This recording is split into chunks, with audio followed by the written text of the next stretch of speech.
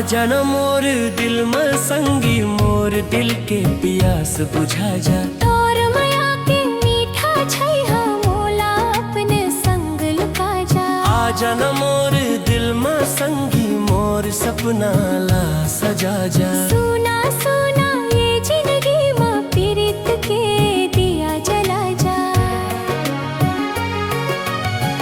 चांदनी रात में तोर सुरता मन महिलोर जगा थे।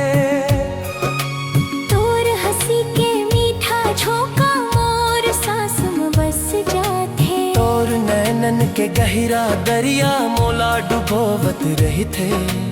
तोर नाव जपत जपत संगी दिन आओ रात कटी थे। कैसे कहव माया के बात दिल तोर बर तड़पत थे। तोर बिना ये मोर अंचरा सुना सुना लगत है। आ जाना मोर दिल में संगी मोर दिल के प्यास बुझा जा। तोर माया के मीठा छै हम मोला अपन संग लुका जा।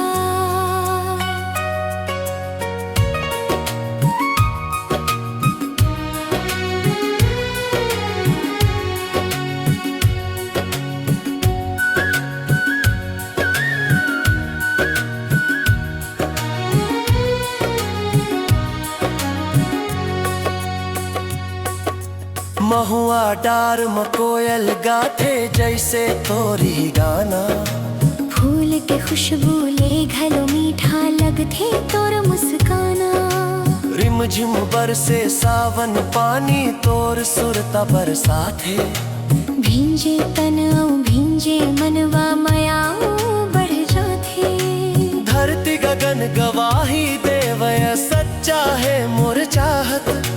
जन्म जन्म तक साथ निभाबो ही मोरी इबादत। आ जाना मोर दिल में संगी मोर दिल के प्यास बुझा जा। तोर माया के मीठा छै हम मोला अपन संग लुका जा।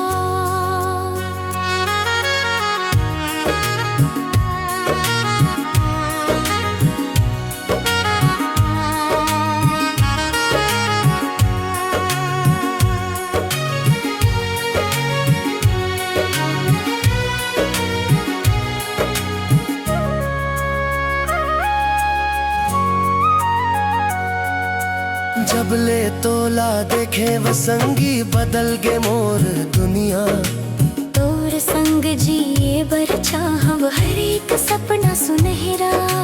हाथ में हाथ धर के चलबो रद्दा चाहे कठिन होवय। तोर माया के छाव में संगी हर दुख सुख में संग रहिबो।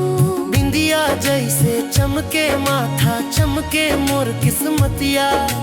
तोर नाम लिखे ही दिल में बन के मोर तकदीरिया। अंखी में अंखी जब मिलना के बात बिना सब कही दे थे। माया के पावन रिश्ता सांस सांस में रही जाते।